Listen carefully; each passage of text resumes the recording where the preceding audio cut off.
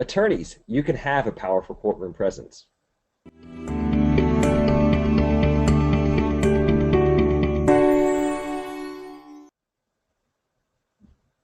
And welcome back to our next episode. I am speaking with attorney and attorney coach Robert Graff of GraffStandard.com. Rob, what's today's episode really about? Today's episode is about if you choose to be a trial attorney, if you choose to make courtroom appearances, you can have a powerful, confident courtroom presence, just like the one you see on television. Well, that sounds excellent. You're going to get that attorney swagger, as you like to say. So tell me what we're going to specifically cover today in this episode. We're going to focus on understanding that anxiety is a good thing to have, and you shouldn't be lackadaisical. It's important to prepare for your courtroom appearances and not plan for your courtroom appearances. And by being yourself, you're the most powerful advocate for your client. Excellent. Well, you've got me intrigued on a couple of these. I want to find out more about these and what they're all about. So tell me why I should not be anxious about anxiety. Well, the real reason is because, as we've spoken before, it's a powerful tool to have. It's to have that excitement. It's to bring that energy to the courtroom that other people are going to feel, that the judge is going to feel, that the jury is going to feel. To have that, if you're overconfident, you're going to miss something. You're going to lose out on something. So it's okay to have that. When people are getting ready for a sporting event, when they're getting ready to go celebrate a birthday party, they have excitement. They have that anxiety. And as I've called it, it's a nervous excitement. And I like to use that term, I think, better than anxiety, because this nervous excitement gets you charged up, and people are going to feel that. And this will end up relating to the last point about being yourself. They'll know, this person's selling me something, and I'm not sure what it is, but that's something I want to have. And by having that feeling, they are going to be more likely to understand your side or agree with your side when they are making their final determination, no matter what it is.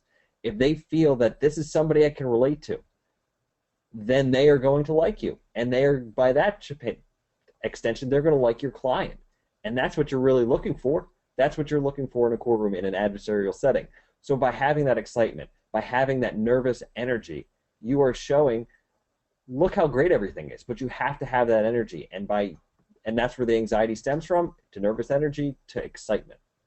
Absolutely, and I think you're hitting the nail on the head. I mean, you can talk to seasoned professionals of any profession that involves kind of going out on stage or being in the limelight or being on the spot, and you know, they may be a 20-year veteran, but they still have butterflies in their stomach.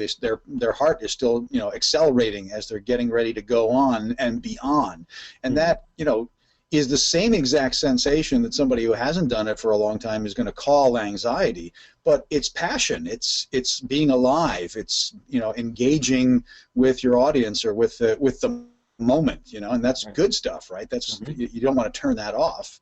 Exactly. In fact, if I could give you a magic pill that turned that off, what you would get is a very flat performance. You wouldn't be very good. Exactly, and the thing is, you always want it to be on. I guess that I like that switch term. I remember it's something with baseball. I think it was Cole Hamels, where he said I can just turn on that switch at any point, and he never was able to turn that switch on when he needed to turn that switch on. It's something that you have to keep going.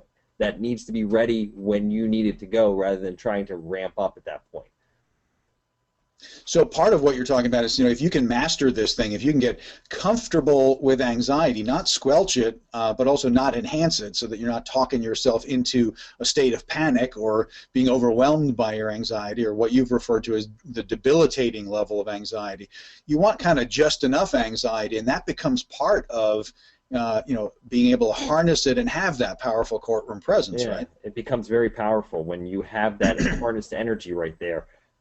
People like what you're saying. People will agree with you. And again, it's being yourself. Having that energy, being yourself, combining the two together, you really have that powerful presence and that swagger in the courtroom. So let's talk a little bit about preparation versus planning. You definitely got my attention with that one. What's the difference? Why is that important? And how does that then become part of being powerful and having courtroom swagger? Because preparing, you're ready for anything. Planning, you have everything lined up. Things don't always go the way that you want them to go. It's just a matter of life, of being a trial attorney, of being in any courtroom. An answer is going to be given not how you expected. A question is going to be asked not that the way you want. the jury may, or excuse me, the judge may rule on an objection the opposite way that you expect him to rule.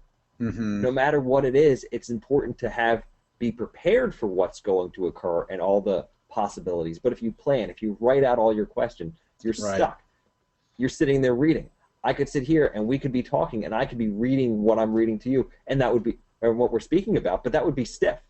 It would be exactly right. That's the point. If you over-script it, right, then it becomes, not only stiff, but the hard part is you're going into a courtroom where not everyone is sharing your script, right? So if I've scripted out exactly how I intend for this this trial to go or this court appearance to go, well, they're not playing their part. So the minute they change their lines, I'm like going to have that deer in the headlight anxiety, like, oh boy, what do I do now? Right. Right. Exactly. The questions. We can prep our clients for court. We can't plan and tell them, this is the way you answer questions, so you don't know how things are going to be answered. If you have questions written out, you're not listening. Because if you have ideas prepared, you're listening. If you have questions written out, you're not listening. I love it. Okay. It's about having active listening. It's about knowing about your surroundings and understanding what's going on in your surroundings so that you can best respond to any situation that may occur. And nothing will faze you because you've prepared for it. You never know what's going to happen, but by preparing, you can at least be ready for it. Right, so I really know my stuff in this case. I know the arguments, I know the different angles, I know the facts of the case. I'm prepared, but I'm not scripted. I'm not expecting that when the person says this, I'm going to say that. That gets too tight, and it's going to make me be tight and make me be anxious when they're not playing their part, right? So exactly. I like it. This is a very important distinction. So, and then, in that preparation, I mean, you're moving on then to really, what do you mean when you say be yourself, being the powerful advocate for your client? What do you mean by that? I remember early on when I was an intern in a DA's office in the area that they were talking about one attorney would sit down on his table, on the district attorney's table when he was giving his closing argument. That was just how he did it. That was who he was, how he felt most comfortable. I've seen other attorneys in the courtroom. They have a presence about them that I find they use humor when they're making their closing arguments. It's about, but you can't copy that. Let's just say if that's not you, if that doesn't fit who you are, then doing that will make you feel stiff. It'll make you tense up because you're trying to be something that you're not. By knowing your case, by being who you are in everything that you do, by being your authentic self, people will connect with that more than if you're trying to be someone else. So just by being yourself, by using your gifts and your talents, you are going to be the best advocate for your client. By being somebody else, you can't be because you're more worried about being that other person, trying to fit that role. It's about figuring out what works for you and how you can best be you and be most comfortable in that setting. You know what I love about what you're saying, Rob, is that it is a performance, but you're not acting, right? See, I think that's what you're getting at here, and is that a trained actor spends a lifetime trying to embody somebody else and do it believably. Meryl Streep gets her Academy Awards because she transforms into somebody else. You're talking about a performance where you're performing yourself. Exactly. So the situation requires me to rise up and deal with the anxiety and perform, but by just kind of enhancing my own personality, that's what you're really talking about. It's not who was my mentor and they sat on the desk, so I'm going to mimic that. Well, that would be you'd be like a bad actor, right, at that point. This is about trying to figure out what I need to convey. That's the being prepared part, but really embody my own style and figure out what that is. Exactly. Knowing your style is good. You're going to feel comfortable in any setting, any courtroom. If you have your own style, people are going to be drawn to that because it's your own style and because it's you. That is the main draw. So by knowing who you are, that anxiety, that nervous energy comes out, and you're able to be yourself.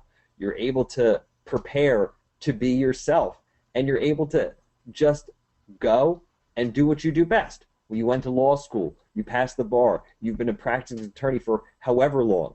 You're just going and being you and advocating because you are representing somebody in the courtroom. And it's perfect. Yeah, no, that is absolutely excellent. So this is all part of the work that you do, right? These are all aspects of the coaching work you do when you're trying to help somebody develop their personal style, that powerful courtroom presence. These are some of the things you touch upon. And I know you also use a particular assessment tool that helps kind of structure the work that you do, and you've been telling me about that. And I believe it's the Energy Leadership Index, right? Is what we're talking about there. So that helps people get in touch with some of these aspects of their personality, and then you can help them figure out in your coaching work how to play that role that is themselves, how to not act and pretend to be somebody else, but to fully be yourself and develop that personal presence. Right. And I know that you're offering this to people at a major discount. We won't totally reveal the magic of that, but we've been talking about this powerful presence in a bunch of different episodes, so I want to help people realize that they don't want to miss any of these things, so they want to register right down below here and get on your mailing list so that they get access to all the great content that you're creating for them, and they'll also get the a chance to take the EFI, right, Rob?